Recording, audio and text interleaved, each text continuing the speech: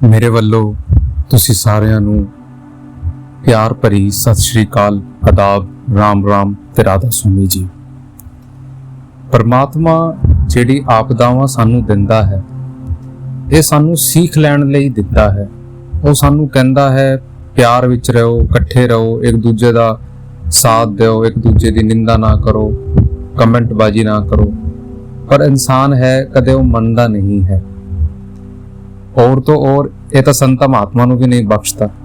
ਖੈਰ, ਸੰਤਾਂ ਦਾ ਤਾਂ ਆਪਾਂ ਇਤਿਹਾਸ ਉਠਾ ਕੇ ਵੇਖ ਲਈਏ, ਪੁਰਾਣੀ ਰੀਤ ਹੈ ਇਨਸਾਨ ਦੀ ਕਿ ਮਾੜਾ ਬੋਲਿਆ ਗਿਆ ਹੈ, ਉਹਨਾਂ ਦੇ ਉੱਤੇ ਇੰਨਾ ਕੁਝ ਕਿਹਾ ਗਿਆ ਹੈ। ਇਹ ਤਾਂ ਪੁਰਾਣੀ ਗੱਲ ਹੈ। ਅੱਜ ਮੈਂ ਤੁਹਾਡੇ ਅੱਗੇ ਜਿਹੜੀ ਚੀਜ਼ ਦੇ ਉੱਤੇ ਗੱਲ ਕਰਨ ਲੱਗਾ ਹਾਂ, ਉਹ ਹੈ ਡੇਰਾ ਰਾਧਾ ਸੁਆਮੀ ਸਤਸੰਗ ਬਿਆਸ ਦੀ। ਇਹ ਜਵਾਬ ਜਿਹੜੇ ਹਨ, ਇਹ ਦੇਣੇ ਤੇ ਨਹੀਂ ਚਾਹੀਦੇ ਹਨ, ਪਰ ਪਤਾ ਨਹੀਂ ਅੱਜ ਕੱਲ ਕਿਉਂ ਇਹ ਸੋਸ਼ਲ ਮੀਡੀਆ ਜਦ ਤੋਂ ਚੱਲੀ ਹੈ, ਇੰਨਾ ਕੁਝ ਕੋਈ ਵੀ ਇੱਥੇ ਬਿਨਾਂ ਕਿਸੇ ਫੈਕਟ, ਬਿਨਾਂ ਕਿਸੇ ਪ੍ਰੂਫ ਦੇ ਕੋਈ ਵੀ ਕਿਤੇ ਪੋਡਕਾਸਟ ਤੇ ਜਾਂ ਕਿਸੇ ਇੰਟਰਵਿਊ ਤੇ ਕੁਝ ਵੀ ਕਹਿ ਕੇ ਚਲਾ ਜਾਂਦਾ ਹੈ, ਭਾਵੇਂ ਉਹਨਾਂ ਨੂੰ ਅਸਲੀਅਤ ਪਤਾ ਹੋਵੇ ਜਾਂ ਨਾ ਪਤਾ ਹੋਵੇ। ਕਿਉਂਕਿ ਉਹਨਾਂ ਨੂੰ ਪਤਾ ਹੈ ਕਿ ਡੇਰਾ ਸੋਸ਼ਲ ਮੀਡੀਆ ਯੂਜ਼ ਨਹੀਂ ਕਰਦਾ ਹੈ, ਤਾਂ ਕਰਕੇ ਉਹਨਾਂ ਦੇ ਕੋਲੋਂ ਜਵਾਬ ਤਾਂ ਆਣਾ ਨਹੀਂ ਹੈ।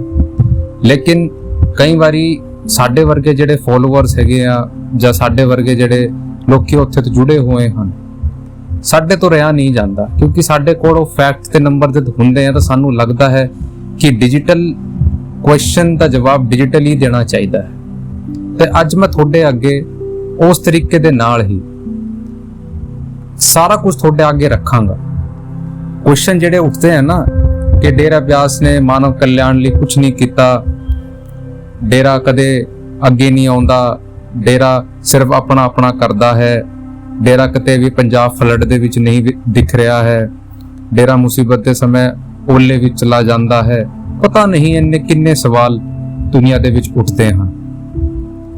ਤੇ ਡੇਰਾ ਇੰਨਾ ਕਰਨ ਤੋਂ ਬਾਅਦ ਵੀ ਡੇਰੇ ਨੂੰ ਮਿਲਦਾ ਕੀ ਹੈ? ਸਿਰਫ ਨਿੰਦਾ। ਲੇਕਿਨ ਅੱਜ ਮੈਂ ਬੜੇ ਪਿਆਰ ਦੇ ਨਾਲ, ਕਿਸੇ ਦੇ ਕੋਲ ਮੇਰਾ ਰੋਲਾ ਨਹੀਂ ਹੈ, ਕਿਸੇ ਦੇ ਕੋਲ ਲਈ ਮੇਰਾ ਕੋਈ ਵਿਰੋਧ ਨਹੀਂ ਹੈ, ਬਸ ਮੈਂ ਉਹਨਾਂ ਦੇ ਅੱਗੇ ਜਿਹੜੀ ਅਸਲੀਅਤ ਹੈ, ਜਿਹੜੇ ਫੈਕਟ ਹੈ, ਜਿਹੜੇ ਨੰਬਰ ਹੈ, ਉਹ ਸਾਹਮਣੇ ਰੱਖਣਾ ਚਾਹੁੰਦਾ ਹਾਂ। ਫਿਰ ਉਹ ਆਪਣੇ ਆਪ ਡਿਸਾਈਡ ਕਰ ਲੈਣ ਕਿ ਉਹਨਾਂ ਨੇ ਕੀ ਕਹਿਣਾ ਹੈ। ਅੱਜ ਮੈਂ ਤੁਹਾਡੇ ਅੱਗੇ ਕੋਈ ਭਾਵਨਾਤਮਕ ਗੱਲ ਨਹੀਂ ਕਰਾਂਗਾ, ਮੈਂ ਤੁਹਾਡੇ ਅੱਗੇ ਕੋਈ ਸਤਸੰਗ ਦੀ ਪ੍ਰਸਤੁਤੀ ਨਹੀਂ ਰੱਖਾਂਗਾ। ਮੈਂ ਤੁਹਾਡੇ ਅੱਗੇ ਅੱਜ ਫੈਕਟ ਰੱਖਾਂਗਾ, ਉਹ ਨੰਬਰ ਰੱਖਾਂਗਾ ਕਿ ਜਿਹੜੇ ਡੇਰੇ ਨੇ ਸਾਡੇ ਵਾਸਤੇ ਤੇ ਦੁਨੀਆ ਵਾਸਤੇ ਕੀਤੇ ਹਨ। ਆਪਾਂ ਸਮਝਦੇ ਹਾਂ। ਜੇ ਆਪਾਂ ਗੱਲ ਕਰੀਏ ਪੰਜਾਬ ਫਲੱਡ ਦੀ, ਜਿਹੜਾ ਕਿ ਹਾਲੇ ਚੱਲਿਆ ਹੋਇਆ ਹੈ, ਇੰਨਾ ਕੁਝ ਪੰਜਾਬ ਦੇ ਵਿੱਚ ਹੋ ਗਿਆ, ਇੰਨਾ ਧਰਤੀ ਤਬਾਹ ਹੋ ਗਈ, ਇੰਨੇ ਖੇਤ ਤਬਾਹ ਹੋ ਗਏ, ਇੰਨਾ ਲੋਕਾਂ ਦਾ ਘਰ ਤਬਾਹ ਹੋ ਗਏ। ਵੱਖਰੀ NGO, ਵੱਖਰੇ ਰਿਪਰੈਜ਼ੈਂਟੇਟਿਵ ਸੈਲੀਬ੍ਰਿਟੀਜ਼, ਪੰਜਾਬ ਦੇ ਸੈਲੀਬ੍ਰਿਟੀ, ਭਾਰਤ ਦੇ ਸੈਲੀਬ੍ਰਿਟੀ, ਬਹੁਤ ਸਾਰੀ ਲੋਕੀ, ਭਾਵੇਂ NRI ਹੋਵੇ, ਭਾਵੇਂ ਇੰਟਰਨੈਸ਼ਨਲ ਏਜੰਸੀਜ਼ ਹੋਵੇ, ਸਾਰਿਆਂ ਨੇ ਵੱਧ ਚੜ ਕੇ ਸੇਵਾ ਕੀਤੀ ਹੈ ਪੰਜਾਬ ਦੀ। ਸਾਰਿਆਂ ਨੂੰ ਹੈਟਸ ਆਫ। ਲੇਕਿਨ ਇੱਕ ਸਵਾਲ ਜਿਹੜਾ ਕਿ ਲੋਕੀ ਵਾਰ-ਵਾਰ ਕਰ ਰਹੇ ਨੇ ਕਿ ਡੇਰਾ ਬਿਆਸ ਕਿਤੇ ਦਿਖਾਈ ਨਹੀਂ ਦੇ ਰਿਹਾ।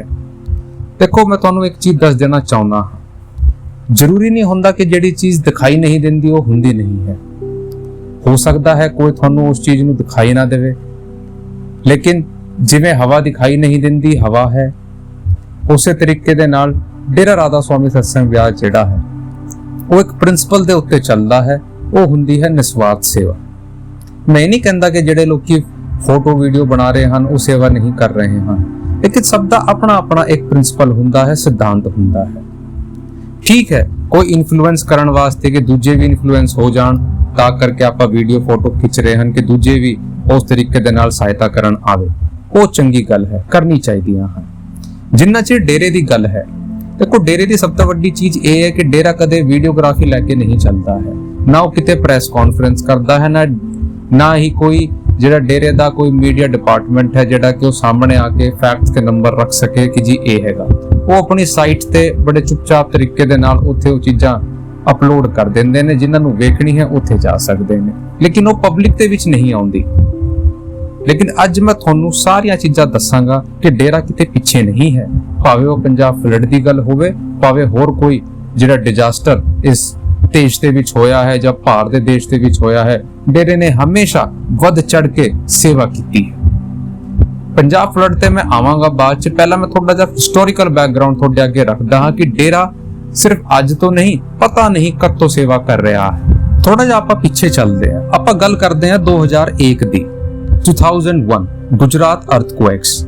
जद गुजरात दे विच भूकंप आया सी, उत्थे ब्यास, डेरा ब्यास ही सीगा जिहड़ा कि अगे गया सी। उन्हां ने 69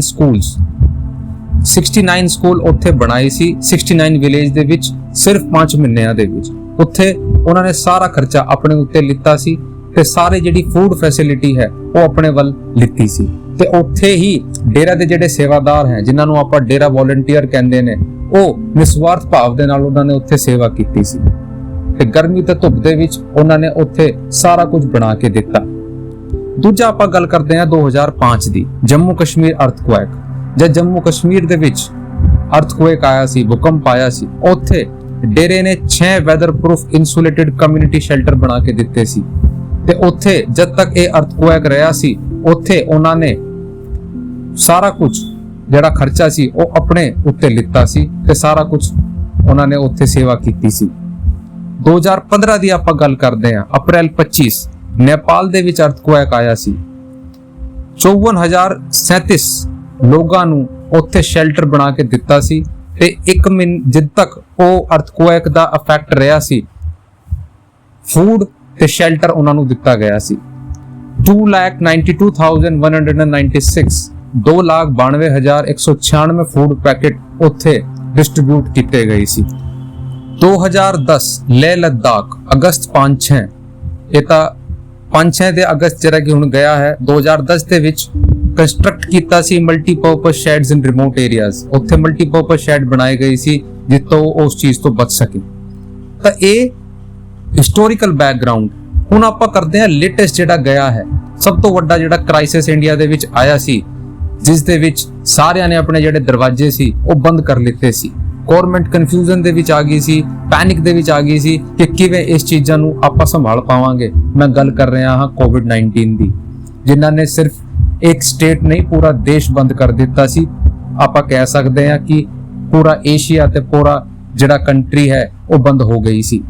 उस दे विच जिहड़ा सामने आया वो सी डेरा राधा स्वामी सत्संग ब्यास। कोई इहो जिहा न्यूज़ चैनल, कोई इहो जिहा मीडिया नहीं सीगा जिन्हां ने वो कवर नहीं कीता सी।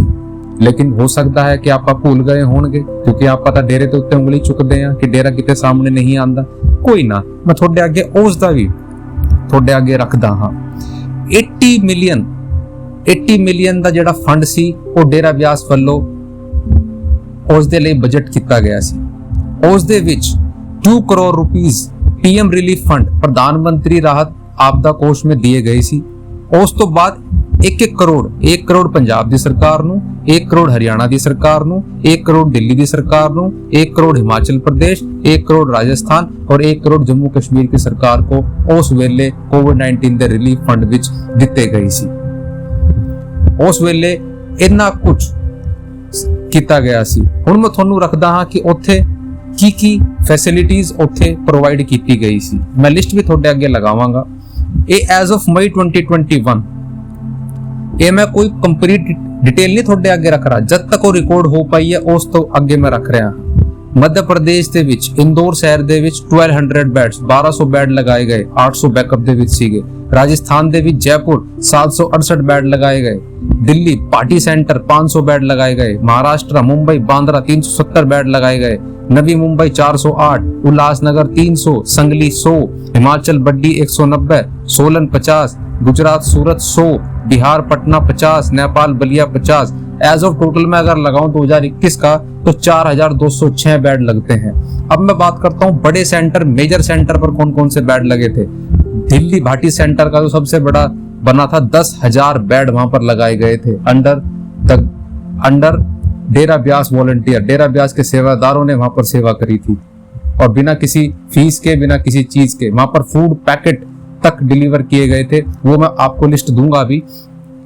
नागपुर में 5,000 बेड, उल्लासनगर में 1,000 बेड, मुंबई में 300 बेड। ये सबसे बड़े सेंटर थे जहां पर ये फैसिलिटी डेरा ब्यास सत्संग घरों में यूज की गई थी और इसकी सारी फैसिलिटीज और इसका सारा जिम्मा डेरा ब्यास के सेवादारों ने संभाला था। जिस वक्त सब पार जाने से डर रहे थे, उस वक्त ਡੇਰਾ ਬਿਆਸ ਸਾਹਮਣੇ ਆਇਆ ਸੀ ਤੇ ਡੇਰਾ ਬਿਆਸ ਨੇ ਮਦਦ ਕੀਤੀ ਸੀ। ਆਪਾਂ ਤਾਂ ਆਪਣੇ ਘਰ ਤੋਂ ਕਦਮ ਪਾਰ ਰੱਖਣਾ ਵੀ ਨਹੀਂ ਚਾਹੁੰਦੇ ਸੀ। ਉਸ ਵਕਤ ਡੇਰੇ ਦੇ ਸੇਵਾਦਾਰਾਂ ਨੂੰ ਫੋਨ ਕੀਤਾ ਗਿਆ ਤੇ ਉਹਨਾਂ ਨੂੰ CPR ਟੈਸਟ ਕਰਾ ਕੇ ਕੁਆਰੰਟਾਈਨ ਦੇ ਵਿੱਚ ਰੱਖ ਕੇ ਉਹਨਾਂ ਨੂੰ ਫਿਰ ਬਾਅਦ ਚ ਕਿੱਟ ਕਰਾ ਕੇ ਸਾਰਾ ਕੁਝ ਉਹਨਾਂ ਨੇ ਸੇਵਾ ਉੱਥੇ ਕੀਤੀ ਤੇ ਡੇਰਾ ਬਿਆਸ ਨੇ ਤਹਿ ਦਿਲ ਦੇ ਨਾਲ ਇਸ ਚੀਜ਼ ਨੂੰ ਕੀਤਾ। ਹੁਣ ਮੈਂ ਗੱਲ ਕਰਦਾ ਹਾਂ ਫੂਡ ਪੈਕੇਟਸ ਦੀ ਕਿ ਆਪਾਂ ਫੂਡ ਪੈਕੇਟ ਦੀ ਗੱਲ ਕਰਦੇ ਹਾਂ ਕਿ ਫੂਡ ਪੈਕੇਟ ਕਿੰਨੇ ਡਿਸਟ੍ਰੀਬਿਊਟ ਹੋਏ ਸੀ। ਇਹਨਾਂ ਦੀ ਵੀ ਲਿਸਟ ਮੇਰੇ ਕੋਲ ਹੈ। Food packet being prepared Chhattisgarh का Raipur centre 99,826 99,826 food packet 4,000 packet daily चले। Madhya Pradesh Indore 56,482 packet. Delhi party centre 40,613 packet. Rajasthan Jaipur 31,754 packet. Uttar Pradesh Varanasi 16,065 packet. Tamil Nadu Chennai 14,600 packet. Uttarakhand Rudrapur 5,635 packet. Punjab Bathinda 1,404 packet. Himachal Pradesh Una 455 packet. Grand total बनता है 2,70,808 पैकेट।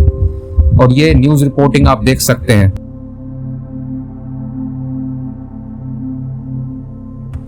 उस वक्त कणक स्टोरेज दी मांग डेरा ब्यास तो कीती गई कि जी कणक दा सीजन है, सानू थोड़े जेडे स्टोरेज ਲਈ सत्संग सेंटर ਚਾਹੀਦੇ हैं। बाबा जी ने कहता कोई गल नहीं, तुसी यूज कर लो। ਉੱਥੇ ਚੰਡੀਗੜ੍ਹ ਦਾ ਜਿਹੜਾ ਸਤਸੰਗ ਸੈਂਟਰ ਹੈ ਉਹਨਾਂ ਨੂੰ ਕਣਕ ਸਟੋਰੇਜ ਲਈ ਯੂਜ਼ ਕੀਤਾ ਗਿਆ। ਜਿਹੜੇ ਕਿਸਾਨਾਂ ਨੇ ਉੱਥੇ ਆਪਣੀ ਕਣਕ ਰੱਖੀ ਸੀ ਉਹ ਜ਼ਰੂਰ ਸਾਹਮਣੇ ਆਉਣਗੇ ਤੇ ਇਸ ਚੀਜ਼ ਦੇ ਉੱਤੇ ਬੋਲਣਗੇ। ਮੈਂ ਪੰਚਕੂਲਾ ਸਤਸੰਗ ਸੈਂਟਰ ਦੀ ਗੱਲ ਕਰਦਾ ਹਾਂ। 13,000 ਫੂਡ ਪੈਕੇਟ ਡੇਲੀ ਉੱਥੇ ਤੋਂ ਡਿਲੀਵਰ ਕੀਤੇ ਗਏ।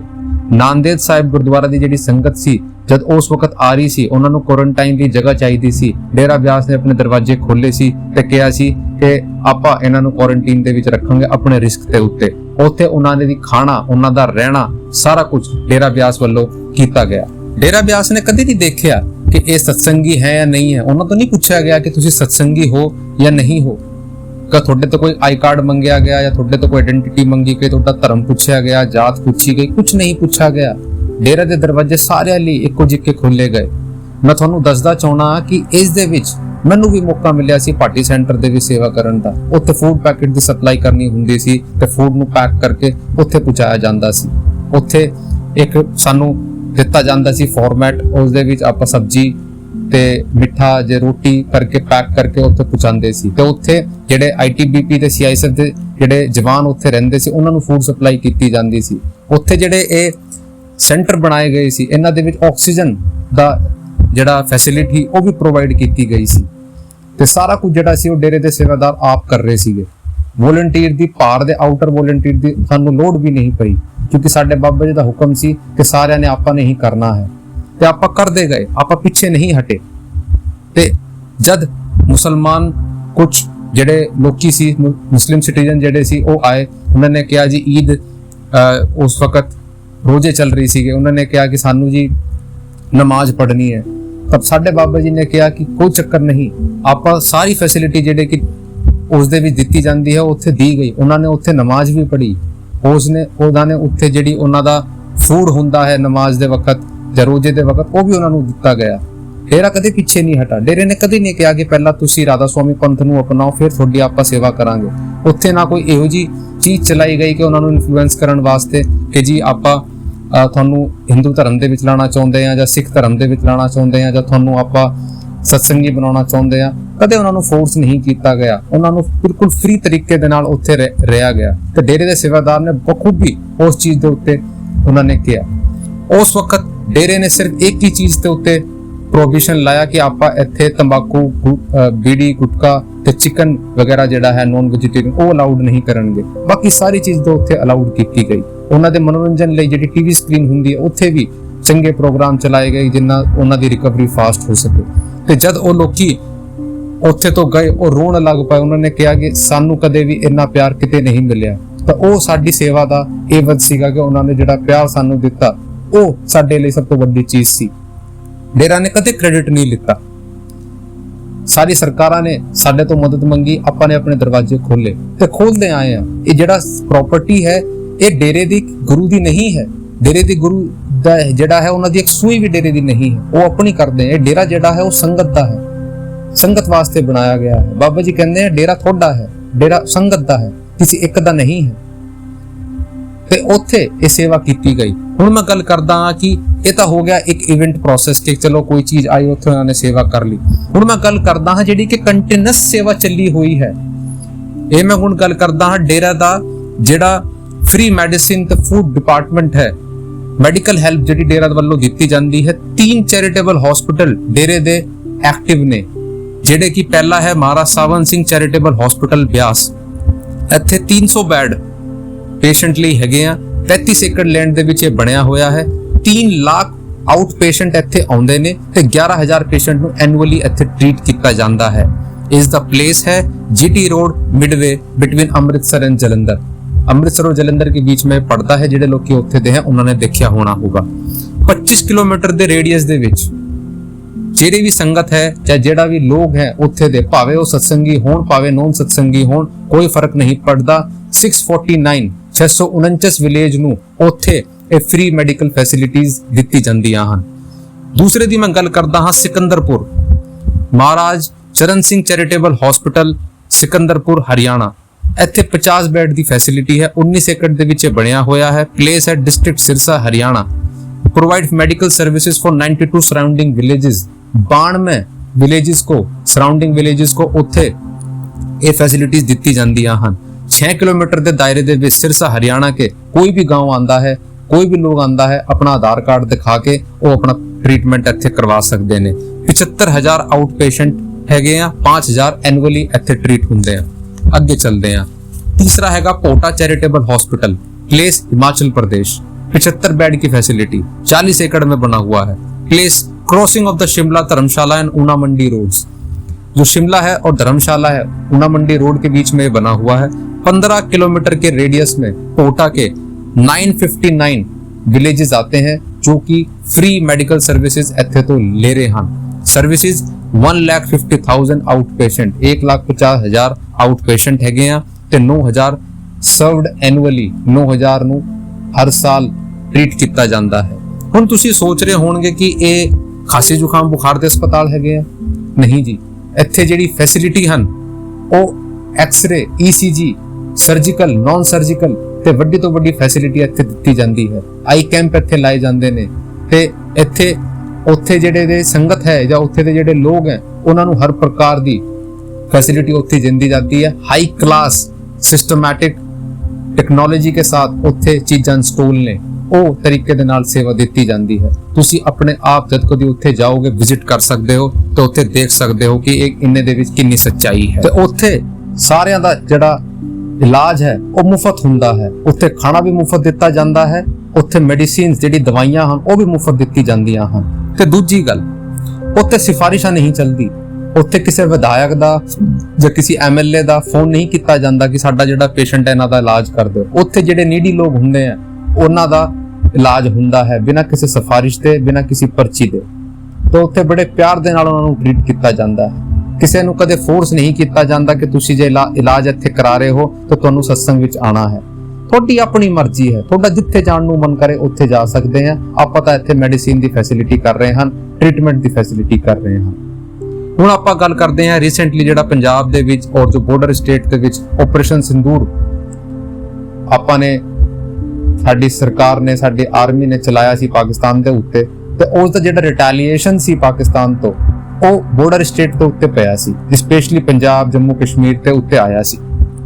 ਇਸ ਦੇ ਵਿੱਚ ਭਾਰਤ ਸਰਕਾਰ ਨੇ ਅਪੀਲ ਕੀਤੀ ਡੇਰੇ ਵੱਲੋਂ ਕਿ ਪਲੀਜ਼ ਆਪਣੇ ਗੇਟ ਤੁਸੀਂ ਖੋਲ ਸਕਦੇ ਹੋ। ਡੇਰੇ ਨੇ ਆਪਣੇ ਸਾਰੇ ਦਰਵਾਜ਼ੇ ਖੋਲਤੇ।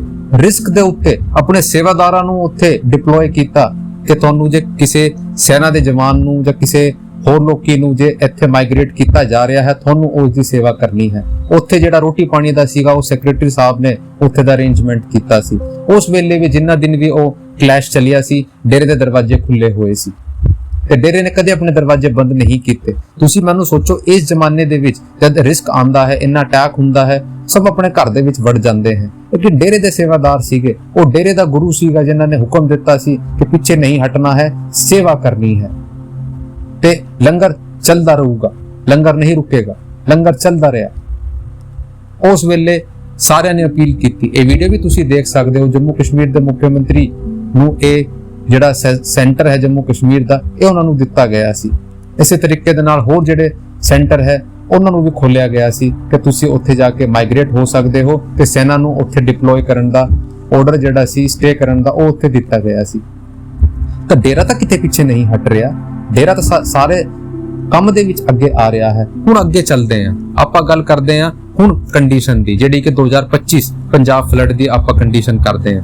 ਭਾਈ ਮੈਂ ਤੁਹਾਨੂੰ ਇਹ ਚੀਜ਼ ਬਤਾ ਦੇਣਾ ਚਾਹੁੰਦਾ ਹਾਂ ਕਿ ਜਦ ਪੰਜਾਬ ਫਲੱਡ ਆਇਆ ਸੀ, ਅਨਾਉਂਸ ਵੀ ਨਹੀਂ ਹੋਈ ਸੀ ਐਪੀਡੈਮਿਕ, ਉਸ ਵਕਤ ਜਦ ਤੱਕ ਇੰਨੀ ਕੰਡੀਸ਼ਨ ਖਰਾਬ ਵੀ ਨਹੀਂ ਹੋਈ ਸੀ ਪੰਜਾਬ ਦੇ ਵਿੱਚ, ਤਦ ਬਾਬਾ ਜੀ ਨੇ ਇਹ ਬਜਟ ਕੀਤਾ ਸੀ। ਉਸ ਵਕਤ ਬਾਬਾ ਜੀ ਜਿਹੜੇ ਸੀਗੇ ਉਹ ਵਿਦੇਸ਼ ਦੇ ਵਿੱਚ ਸੀਗੇ। 2 ਕਰੋੜ ਦਾ ਚੈੱਕ ਪੰਜਾਬ ਸੀਐਮ ਨੂੰ ਦਿੱਤਾ ਗਿਆ ਸੀ, ਤੁਸੀਂ ਵੇਖ ਸਕਦੇ ਹੋ। ਉਸ ਤੋਂ ਬਾਅਦ 2 ਕਰੋੜ ਦਾ ਚੈੱਕ ਹਿਮਾਚਲ ਪ੍ਰਦੇਸ਼ ਸੀਐਮ ਨੂੰ ਦਿਆ ਗਿਆ ਸੀ। ਰਾਧਾ ਸਵਾਮੀ ਬਿਆਸ ਡੇਰੇ ਵੱਲੋਂ 2 ਕਰੋੜ ਰੁਪਏ ਦਾ ਕੱਲ ਚੈੱਕ ਸਾਨੂੰ ਉਹਨਾਂ ਨੇ ਭੇंट ਕੀਤਾ। राधा स्वामी सत्संग ब्यास के एक प्रतिनिधिमंडल ने आज शिमला में मुख्यमंत्री सुखविंदर सिंह सुक्खू को आपदा राहत कोष के लिए 2 करोड़ रुपए का चेक प्रदान किया। संस्था की ओर से डीएस गुरम और क्षेत्रीय सचिव सुनील तलवार ने ये चेक मुख्यमंत्री को भेंट किया। मुख्यमंत्री ने इस पुनीत कार्य के लिए राधा स्वामी सत्संग ब्यास के प्रयासों की सराहना की। उन्होंने कहा कि संस्था ने कोरोना काल में भी समाज सेवा में उल्लेखनीय कर्म किया और अध्यात्म के अलावा समाज सेवा के क्षेत्र में राधा स्वामी सत्संग ब्यास महत्वपूर्ण भूमिका निभा रहा है। दूजी मैं राधा स्वामी डेरे वाले का धन्नवाद करदा, उन्होंने लोगों की बहुत बड़ी मदद की है।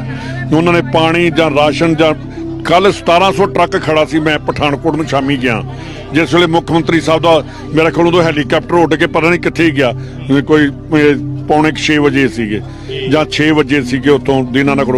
ਉਸ ਵੇਲੇ ਮੈਂ ਰਸਤੇ 'ਚ ਵੇਖਿਆ ਕਿ ਕਿੰਨੇ ਟਰੱਕ ਖੜੇ ਨੇ, ਕੋਈ 1700 ਟਰੱਕ ਦੇ ਨੇੜੇ ਸੀਗਾ। ਔਰ ਮੈਂ ਗੱਡੀ ਰੋਕ ਕੇ ਪੁੱਛਿਆ, ਕਹਿੰਦੇ ਜੀ ਕੋਈ ਰੋਟੀ ਨਹੀਂ ਸਾਨੂੰ ਮਿਲੀ, ਕਿੱਥੋਂ ਖਾਵਾਂਗੇ, ਕਿਤੇ ਢਾਬਾ ਵੀ ਹੈ ਨਹੀਂ। ਮੈਂ ਉਸ ਵੇਲੇ ਜਿਹੜੇ ਇੱਥੋਂ ਦੇ ਇੰਚਾਰਜ ਨੇ ਭੁਪਿੰਦਰ ਸਿੰਘ ਰਾਧਾ ਸਵਾਮੀ ਡੇਰੇ ਦੇ ਉਹਦੇ ਗੁਰਦਾਸਪੁਰ ਪਠਾਨ, ਉਹਨੂੰ ਮੈਂ ਟੈਲੀਫੋਨ ਕੀਤਾ। ਉਹਨਾਂ ਨੇ ਇਮੀਡੀਏਟਲੀ 2-2.5 ਘੰਟੇ 'ਚ ਉਹਨਾਂ ਸਾਰਿਆਂ ਨੂੰ ਹਰ ਬੰਦੇ ਨੂੰ ਪੈਕਟ ਬਣਾ ਕੇ ਰੋਟੀ ਦਿੱਤੀ। ਫਿਰ ਜਦ ਤੱਕ ਕੋਈ ਐਨਜੀਓ ਜਾਂ ਕੋਈ ਇਹੋ ਜਿਹਾ ਹਾਲਾਤ ਪੰਜਾਬ ਦੇ ਵਿੱਚ ਨਹੀਂ ਬਣੇ ਸੀ, ਲੇਕਿਨ ਫਿਰ ਵੀ ਡੇਰੇ ਨੇ ਅੱਗੇ ਆ ਕੇ ਇਨੀਸ਼ੀਏਟਿਵ ਲਿੱਤਾ ਸੀ ਕਿ ਇਹਨਾਂ ਦੀ ਲੋੜ ਪਊਗੀ। ਪਹਿਲਾਂ ਹੀ ਉਹ ਜਿਹੜਾ ਚੈੱਕ ਸੀ, ਜਿਹੜਾ ਉਹ ਕੈਸ਼ ਸੀਗਾ, ਉਹਨਾਂ ਨੂੰ ਦੇ ਦਿੱਤਾ ਗਿਆ ਸੀ। ਤੇ ਉਸ ਤੋਂ ਬਾਅਦ ਵੀ ਡੇਰੇ ਨੇ ਇਹ ਪੂਰੀ ਤਿਆਰੀ ਕਰ ਲਈ ਸੀ ਕਿ ਜੇ ਪੰਜਾਬ ਦੇ ਵਿੱਚ ਹਾਲਤ ਵਿਗੜਦੀ ਹੈ ਤਾਂ ਆਪਾਂ ਨੇ ਇਹਨਾਂ ਦੀ ਸੇਵਾ ਕਰਨੀ ਹੈ, ਰੋਟੀ ਪਾਣੀ ਦੀ ਸੇਵਾ ਆਪਾਂ ਨੇ ਕਰਨੀ ਹੈ। ਸਟੇਬਲ ਸੈਂਟਰ ਲਈ ਤੇ ਸਟੇ ਵਾਸਤੇ ਸਾਡੇ ਸੈਂਟਰ ਜਿਹੜੇ ਸਟੇਬਲ ਹੈਗੇ ਆ ਉਹਨਾਂ ਨੂੰ ਉੱਥੇ ਓਪਨ ਕਰ ਦਿੱਤਾ ਗਿਆ ਸੀ। ਗੱਲ ਇਹ ਹੈ ਕਿ ਇਹ ਜਿਹੜੀਆਂ ਚੀਜ਼ਾਂ ਹਨ, ਡੇਰਾ ਕਿਸੇ ਮੀਡੀਆ ਨੂੰ ਫੋਨ ਨਹੀਂ ਕਰਦਾ ਹੈ ਕਿ ਜੇ ਆਪਾਂ ਇਹ ਕਰਨ ਜਾ ਰਹੇ ਹਨ ਸਾਨੂੰ ਆ ਕੇ ਕਵਰ ਕਰ ਲਓ। ਕੋਈ ਆ ਕੇ ਕਰ ਲੈਂਦਾ ਹੈ, ਉਹਨਾਂ ਦੀ ਆਪਣੀ ਮਰਜ਼ੀ ਹੈ। ਕੋਈ ਛਾਪ ਦਿੰਦਾ ਹੈ, ਉਹਨਾਂ ਦੀ ਆਪਣੀ ਮਰਜ਼ੀ ਹੈ। ਡੇਰਾ ਕਿਸੇ ਨੂੰ ਪੇਡ ਨਹੀਂ ਕਰਦਾ ਹੈ ਕਿ ਜੀ ਆਪਾਂ ਆਓ, ਆਪਾਂ ਇਹ ਕਰ ਰਹੇ ਨਾ, ਇਹਨਾਂ ਨੂੰ ਕਵਰ ਕਰ ਲਓ। ਡੇਰਾ ਜਿਹੜਾ ਹੈ ਉਹ ਆਪਣੀ ਚੀਜ਼ਾਂ ਕਰਦਾ ਜਾ ਰਿਹਾ ਹੈ ਤੇ ਕਰਦਾ ਰਹੂਗਾ। ਇਹ ਨਹੀਂ ਕਿ ਡੇਰਾ ਰੁਕ ਜਾਊਗਾ, ਡੇਰਾ ਤਾਂ ਕਰਦਾ ਰਹੂਗਾ ਭਾਈ। ਹਵਾ ਨਹੀਂ ਰੁਕ ਸਕਦੀ, ਸੂਰਜ ਨਿਕਲਣਾ ਬੰਦ ਨਹੀਂ ਹੋ ਸਕਦਾ, ਉਸੇ ਤਰੀਕੇ ਨਾਲ ਡੇਰਾ ਦੀ ਸੇਵਾ ਵੀ ਕਦੇ ਬੰਦ ਨਹੀਂ ਹੋ ਸਕਦੀ। ਮੈਂ ਤੁਹਾਨੂੰ ਇੱਕ ਚੀਜ਼ ਹੋਰ ਦੱਸਣਾ ਚਾਹੁੰਦਾ ਹਾਂ, ਡੇਰੇ ਦੇ ਸੇਵਾਦਾਰ ਲੱਗੇ ਹੋਏ ਹਨ।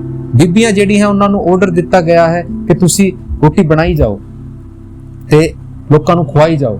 ਉਹ ਬੀਬੀ ਬੜੇ ਪਿਆਰ ਦੇ ਨਾਲ ਰਾਤੀ ਆ ਕੇ ਵੀ ਸੇਵਾ ਕਰ ਰਹੀ ਹਨ। ਤੇ ਸਾਨੂੰ ਵੀ ਸਮਝਣ ਦੀ ਲੋੜ ਹੈ ਭਾਈ ਕਿ ਆਪਾਂ ਕਿਹੜੇ ਜ਼ਮਾਨੇ ਦੇ ਵਿੱਚ ਫਸ ਗਏ ਹਾਂ। ਇਹ ਗੁਰੂਆਂ ਨੇ ਸਾਨੂੰ ਇਹ ਸਮਝਾਇਆ ਹੈ ਕਿ ਆਪਾਂ ਨੇ ਕਿਸੇ ਦੀ ਨਿੰਦਾ ਕਰਨੀ ਹੈ। ਮੈਂ ਸਤਸੰਗ ਕਰਤੀ ਤਾਂ ਗੱਲ ਕਰ ਹੀ ਨਹੀਂ ਰਿਹਾ ਕਿ ਉੱਥੇ ਕੀ ਸੇਵਾ ਚੱਲਦੀ ਹੈ ਸੰਗਤ ਵਾਸਤੇ। ਉਹ ਤਾਂ ਸਾਡਾ ਆਪਣਾ ਹੋ ਗਿਆ ਕਿ ਆਪਾਂ ਆਪਣੀ ਸੰਗਤ ਵਾਸਤੇ ਕੀ ਕਰਦੇ ਹਾਂ। ਇਹ ਤਾਂ ਉਹ ਚੀਜ਼ ਹੈ ਜਿਹੜਾ ਕਿ ਆਪਾਂ ਦੂਜਿਆਂ ਵਾਸਤੇ ਕਰ ਰਹੇ ਹਾਂ, ਕਿਉਂਕਿ ਆਪਾਂ ਦੂਜਿਆਂ ਨੂੰ ਦੂਜਾ ਸਮਝਦੇ ਹੀ ਨਹੀਂ ਹੈ। ਵਸੂਦੇਵ ਕੁਟੁੰਬਕਮ ਦੀ ਜਿਹੜੀ ਪਾਲਿਸੀ ਹੈ, ਸਾਰਾ ਸਾਨੂੰ ਇੱਕੋ ਜਿੱਕੇ ਲੱਗਦੇ ਹਨ। ਨਾਨਕ ਕੇ ਘਰ ਕੇਵਲ ਨਾਮ। ਉੱਥੇ ਕਿਸੇ ਚੀਜ਼ ਦੀ ਪਹਿਚਾਣ ਹੋਣੀ ਹੈ ਤਾਂ ਉਸ ਨਾਮ ਦੀ ਪਹਿਚਾਣ ਹੋਣੀ ਹੈ, ਉਸ ਸਿਮਰਨ ਦੀ ਪਹਿਚਾਣ ਹੋਣੀ ਹੈ। गुरु नानक साहब ने सानू की सिखाया, अव्वल अल्लाह नूर उपाया, कुदरत के सब बंदे, एक नूर ते सब जग उपजा, कौन भले को मंदे। ਆਪਾਂ ਉਹਨਾਂ ਦੀ ਬਾਣੀ ਦੇ ਉੱਤੇ ਵੀ ਅਮਲ ਨਹੀਂ ਕਰਦੇ। ਉੱਥੇ ਅਮਲਾਂ ਦੇ ਹੋਣੇ ਨੇ ਨਬੇੜੇ, ਖੜੀ ਰਹਿਣਗੀਆਂ ਜਾਤਾਂ।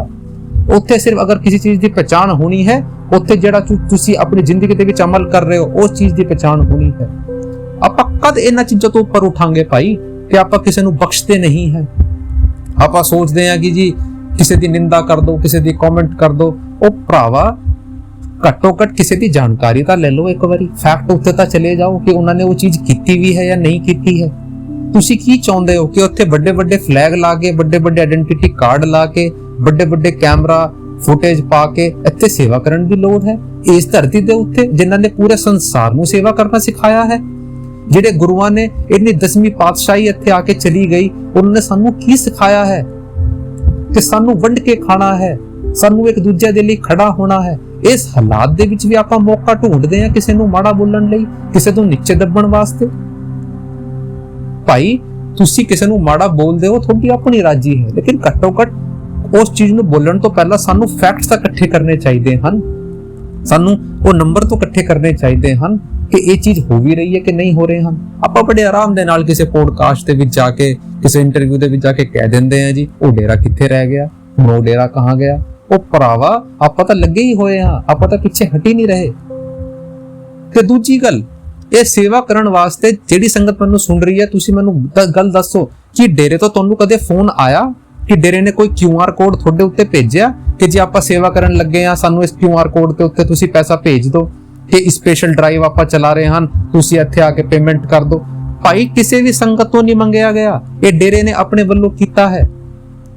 ਨਹੀਂ ਤਾਂ ਆਪਾਂ ਸਪੈਸ਼ਲ ਟ੍ਰੀਟਮੈਂਟ ਵੀ ਚਲਾ ਸਕਦੇ ਸੀ ਕਿ ਜੀ ਸੇਵਾ ਕਰਨ ਜਾ ਰਹੇ ਹਾਂ, ਤੁਸੀਂ QR ਕੋਡ ਤੇ ਪੈਸੇ ਭੇਜ ਦਿਓ, ਪੈਸੇ ਦੀ ਲੋੜ ਪਈ ਹੈ। ਨਹੀਂ ਨਾ ਭਾਈ ਨਾ, ਜਿਹੜਾ ਵੀ ਸਾਡੇ ਕੋਲ ਹੈ ਆਪਾਂ ਉਸ ਹਿਸਾਬ ਦੇ ਨਾਲ ਕਰ ਰਹੇ ਹਾਂ। ਦੂਜਾ, ਜਿਹੜੇ ਲੋਕੀ ਕਹਿੰਦੇ ਆ ਕਿ ਡੇਰੇ ਦੇ ਵਿੱਚ ਜਿਹੜੀ ਦਾਨ ਪੇਟੀ ਲੱਗਦੀ ਹੈ, ਪਹਿਲਾਂ ਤਾਂ ਉੱਤੇ ਦਾਨ ਪੇਟੀ ਨਹੀਂ ਲਿਖਿਆ ਜਾਂਦਾ। ਡੇਰੇ ਦੇ ਵਿੱਚ ਪਹਿਲੇ ਪ੍ਰਸ਼ਾਦ ਦਿੱਤਾ ਜਾਂਦਾ ਹੈ, ਉਸ ਤੋਂ ਬਾਅਦ ਉਹ ਚੀਜ਼ ਰੱਖੀ ਜਾਂਦੀ ਹੈ। ਤੇ ਉਹ ਵੀ ਇਸ ਲਈ ਰੱਖੀ ਜਾਂਦੀ ਹੈ ਕਿ ਜਿਹੜਾ ਉੱਥੇ ਰਿਕੁਆਇਰਮੈਂਟ ਹੁੰਦੀ ਹੈ ਸੰਗਤ ਦੀ, ਉਸ ਨੂੰ ਪੂਰਾ ਕੀਤਾ ਜਾ ਸਕੇ।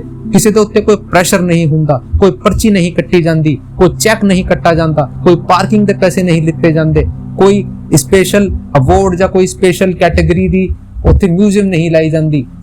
ਆਪਣੇ ਤੁਸੀਂ ਨੂੰ ਆਣਾ ਹੈ, ਤੁਸੀਂ ਬੜੇ ਪਿਆਰ ਦੇ ਨਾਲ ਆ ਸਕਦੇ ਹੋ। ਕੋਈ ਹਾਜ਼ਰੀ ਨਹੀਂ ਭਰਨੀ ਕਿ ਤੁਹਾਨੂੰ ਇੰਨੀ ਹਾਜ਼ਰੀ ਭਰਨੀ ਹੈ। ਇਹ ਤਾਂ ਪਿਆਰ ਦਾ ਸੌਦਾ ਹੈ। ਜਿਨ੍ਹਾਂ ਨੂੰ ਆਣਾ ਹੈ ਆਓ, ਜਿਨ੍ਹਾਂ ਨੂੰ ਨਹੀਂ ਆਣਾ ਆਪਣੇ ਪਿਆਰ ਦੇ ਵਿੱਚ ਰਹੋ। ਡੇਰੇ ਦਾ ਕੋਈ ਬਿਜ਼ਨਸ ਫਾਰਮੈਟ ਨਹੀਂ ਖੋਲਿਆ ਹੋਇਆ ਹੈ। ਦੂਜੀ ਗੱਲ, ਜਿਹੜਾ ਕਿ ਲੋਕੀ ਕਹਿੰਦੇ ਆ ਕਿ ਜੇ ਡੇਰਾ ਆਪਣੇ ਕੰਧ ਨੂੰ, ਆਪਣੀ ਦੀਵਾਰ ਨੂੰ ਉੱਚੀ ਕਰੀ ਜਾ ਰਿਹਾ ਹੈ, ਉਹ ਭਰਾਵਾ ਮੈਨੂੰ ਇੱਕ ਚੀਜ਼ ਦੱਸੋ ਕਿ ਜੇ ਤੁਹਾਡੇ ਘਰ ਦੇ ਬਰਾਬਰ ਵਿੱਚ ਕੋਈ ਨਾਲਾ ਵੀ ਪੈਂਦਾ ਹੈ, ਤੁਸੀਂ ਆਪਣੇ ਘਰ ਨੂੰ ਉੱਚਾ ਕਰਦੇ ਹੋ ਕਿ ਨਹੀਂ ਕਰਦੇ ਹੋ? ਕੋਈ ਇਹੋ ਜਿਹਾ ਹੈ ਜਿਹੜਾ ਕਵੇ ਜੀ ਨੇ ਮੈਂ ਨਾਲੇ ਦੇ ਬਰਾਬਰ ਹੀ ਆਪਣਾ ਘਰ ਬਣਾਵਾਂਗਾ? ਉਹ ਭਰਾਵਾ ਉਹ ਤਾਂ ਨਦੀ ਹੈ, ਉਹ ਤਾਂ ਦਰਿਆ ਹੈ, ਉੱਥੇ ਘਰ ਬਣੇ ਹੋਏ ਹਨ, ਉੱਥੇ ਰੈਜ਼ੀਡੈਂਸੀ ਹੈ, ਉਸ ਨੂੰ ਤਾਂ ਉੱਚਾ ਬਣਾਉਣਾ ਹੀ ਪੈਣਾ ਹੈ। ਤੇ ਉਹ ਵੀ ਜਿਹੜਾ ਹੁੰਦਾ ਹੈ ਉਹ ਕਲਾਈਮੇਟ ਫਾਰਮੈਟ ਦੇ ਨਾਲ ਜਿਹੜੀ ਪਰਮਿਸ਼ਨ ਉੱਥੇ ਲਿੱਤੀ ਜਾਂਦੀ ਹੈ ਉਸ ਤਰੀਕੇ ਦੇ ਨਾਲ ਹੁੰਦਾ ਹੈ। ਉੱਥੇ ਡੇਰੇ ਦੇ ਵਿੱਚ ਇੰਜੀਨੀਅਰ ਰਹਿੰਦੇ ਆ, ਇਹ ਨਹੀਂ ਕਿ ਅੱਜ ਦਿਲ ਕਰਿਆ ਤੇ ਇਹ ਚੀਜ਼ ਕਰਤੀ ਆਪਾਂ ਨੇ। ਪੂਰਾ ਇੱਕ ਬਲੂਪ੍ਰਿੰਟ ਤਿਆਰ ਕੀਤਾ ਜਾਂਦਾ ਹੈ ਕਿ ਇਸ ਦੇ ਉੱਤੇ ਕੀ ਇਫੈਕਟ ਹੋਊਗਾ, ਕਿਵੇਂ ਆਪਾਂ ਇਹਨਾਂ ਨੂੰ ਸਿੰਕਰੋਨਾਈਜ਼ ਤਰੀਕੇ ਦੇ ਨਾਲ ਇਹਨਾਂ ਨੂੰ ਟ੍ਰੀਟ ਕਰ ਸਕਦੇ ਹਾਂ, ਉਹ ਕਰਨਾ ਪੈਂਦਾ ਹੈ। ਉਹ ਤਾਂ ਮੀਆਂਵਾਨ ਜੰਗਲ ਸੀ, ਡੇਰੇ ਨੇ ਉੱਥੇ ਆ ਕੇ ਆਪਣੀ ਰੈਜ਼ੀਡੈਂਸੀ ਕ੍ਰੀਏਟ ਕੀਤੀ ਹੈ। ਉੱਥੇ ਤਾਂ ਲੋਕੀ ਕਹਿੰਦੇ ਸੀ ਉੱਥੇ ਤਾਂ ਭੂਤ ਪ੍ਰੇਤ ਰਹਿੰਦੇ ਆ, ਇੱਥੇ ਤਾਂ ਜਾਣਾ ਹੀ ਪਾਪ ਹੈ, ਇਹ ਤਾਂ ਸ਼ਾਪਿਤ ਜਗ੍ਹਾ ਹੈ। ਉਹ ਹੁਣ ਕਿਸੇ ਨੇ ਉਸ ਨੂੰ ਯੂਟਿਲਾਈਜ਼ ਕਰਕੇ ਉੱਥੇ ਇੱਕ ਸਪਿਰਿਚੁਅਲ ਸੈਂਟਰ ਖੋਲ ਦਿੱਤਾ। ਹੁਣ ਸਾਨੂੰ ਲੱਗਦਾ ਹੈ ਕਿ ਇਹ ਜੇ ਮਾੜਾ ਕਰ ਰਹੇ ਹਨ।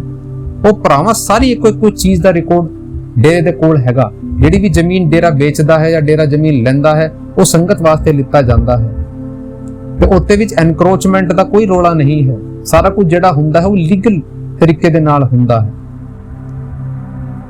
ਜਿਹੜੇ ਲੋਕ ਕੀ ਜਾਣਨਾ ਹੀ ਨਹੀਂ ਚਾਹੁੰਦੇ, ਉਹ ਤਾਂ ਆਪਣੀ ਹਵਾਬਾਜ਼ੀ ਦੇ ਨਾਲ ਕੁਝ ਵੀ ਕਹਿ ਸਕਦੇ ਨੇ। ਆਪਾਂ ਕਿਉਂ ਆਪਣੇ ਆਪ ਨੂੰ ਇਸ ਦੇ ਵਿੱਚ ਵੰਡਾਈ ਬੈਠੇ ਆ ਭਾਈ? ਆਪਾਂ ਕਿਉਂ ਸੋਚਦੇ ਆ ਕਿ ਆਪਾਂ ਅਲੱਗ ਹਨ? ਕੋਈ ਵੀ ਡੇਰਾ ਹੈ, ਡੇਰਾ ਇੱਕ ਸਕੂਲ ਦੀ ਤਰ੍ਹਾਂ ਹੈ। ਉਹ ਸਾਨੂੰ ਸਿਰਫ ਸਪਿਰਿਚੁਅਲ ਗਾਈਡੈਂਸ ਦਿੰਦਾ ਹੈ। ਉਹ ਸਾਡੇ ਉੱਤੇ ਮੁਨੱਸਰ ਹੈ ਕਿ ਆਪਾਂ ਉਸ ਰਸਤੇ ਦੇ ਉੱਤੇ ਚੱਲਦੇ ਆ ਕਿ ਨਹੀਂ ਚੱਲਦੇ ਹਾਂ। ਇਹੀ ਬਾਣੀ ਗੁਰਦੁਆਰੇ ਦੇ ਵਿੱਚ ਵੀ ਪੜਾਈ ਜਾਂਦੀ ਹੈ। ਇਸੇ ਬਾਣੀ ਨੂੰ ਕਿਸੇ ਹੋਰ ਲੈਂਗੁਏਜ ਦੇ ਵਿੱਚ, ਕਿਸੇ ਹੋਰ ਧਰਮ ਵਿੱਚ ਵੀ ਪੜਾਇਆ ਜਾਂਦਾ ਹੋਵੇਗਾ। ਸਾਨੂੰ ਸਕੂਲ ਦੇ ਉੱਤੇ ਇਸ ਚੀਜ਼ ਨੂੰ ਲੈਣਾ ਹੈ। ਸਭ ਤੋਂ ਵੱਡਾ ਜਿਹੜਾ ਮੰਦਿਰ ਹੈ, ਜਿਹੜਾ ਗੁਰਦੁਆਰਾ ਹੈ, ਜਿਹੜਾ ਡੇਰਾ ਹੈ, ਉਹ ਸਾਡੇ ਮਨ ਦੇ ਅੰਦਰ ਹੈ, ਜਿੱਥੇ ਉਹ ਪਰਮਾਤਮਾ ਨਿਵਾਸ ਕਰਦਾ ਹੈ। ਇਹ ਜਿਹੜਾ ਇੱਟਾਂ ਪੱਥਰਾਂ ਦਾ ਜਿਹੜਾ ਡੇਰਾ ਹੈ, ਇਹ ਸਾਨੂੰ ਸਿਖਾਉਣ ਵਾਸਤੇ ਹੈ। ਇੱਥੇ ਕਿਸੇ ਨੂੰ ਪ੍ਰੈਸ਼ਰਾਈਜ਼ ਨਹੀਂ ਕੀਤਾ ਜਾਂਦਾ ਕਿ ਤੁਸੀਂ ਇੱਥੇ ਆ ਕੇ ਹਾਜ਼ਰੀ ਭਰੋ। ਇੱਥੇ ਤਾਂ ਤੁਹਾਨੂੰ ਸਿਖਾਇਆ ਜਾਂਦਾ ਹੈ ਤੇ ਕਿਹਾ ਜਾਂਦਾ ਹੈ ਜਿਨ੍ਹਾਂ ਨੂੰ ਵੀ ਆਣਾ ਹੈ ਬੜੇ ਪਿਆਰ ਦੇ ਨਾਲ ਆ ਸਕਦੇ ਨੇ। ਤੇ ਭਰਾਵਾ ਡੇਰੇ ਨੇ ਕਦੇ ਪਿੱਛੇ ਨਹੀਂ ਹਟਿਆ, ਨਾ ਡੇਰਾ ਕਦੇ ਪਿੱਛੇ ਹਟਿਆ ਸੀ, ਨਾ ਹਟਿਆ ਹੈ, ਨਾ ਹਟੂਗਾ।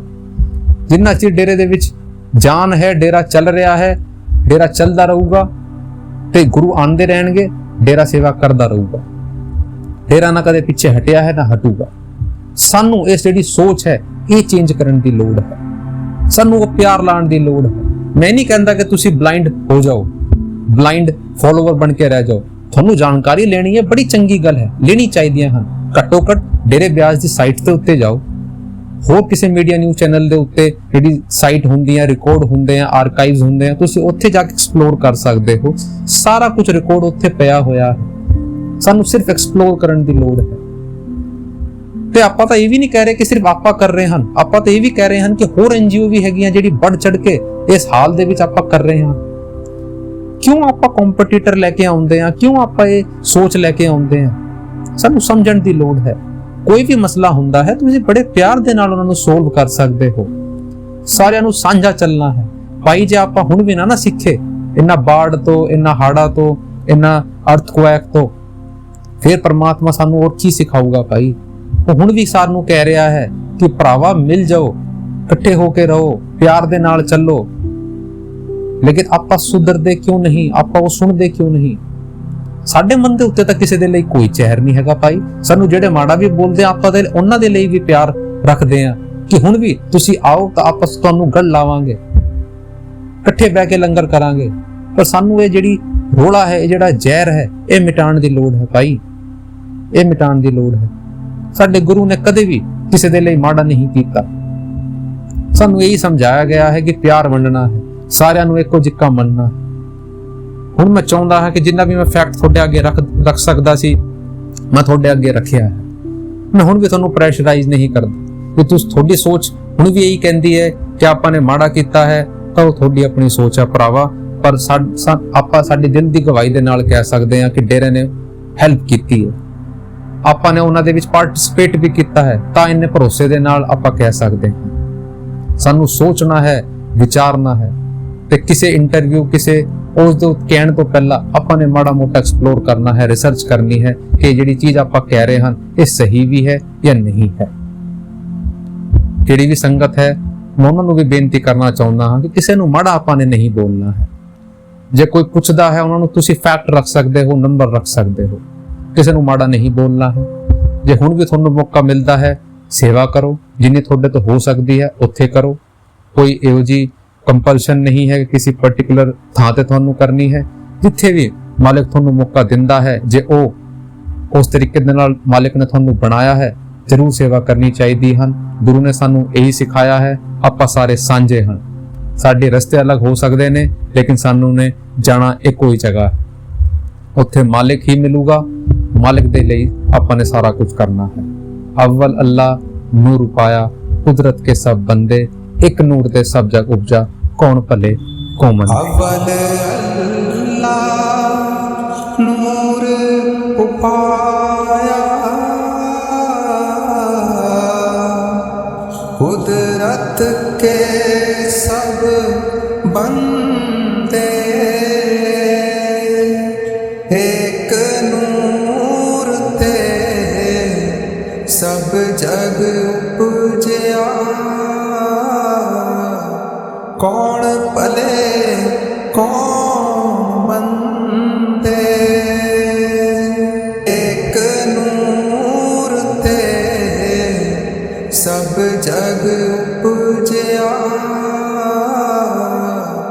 ਕੌਣ ਭਲੇ ਕੌਣ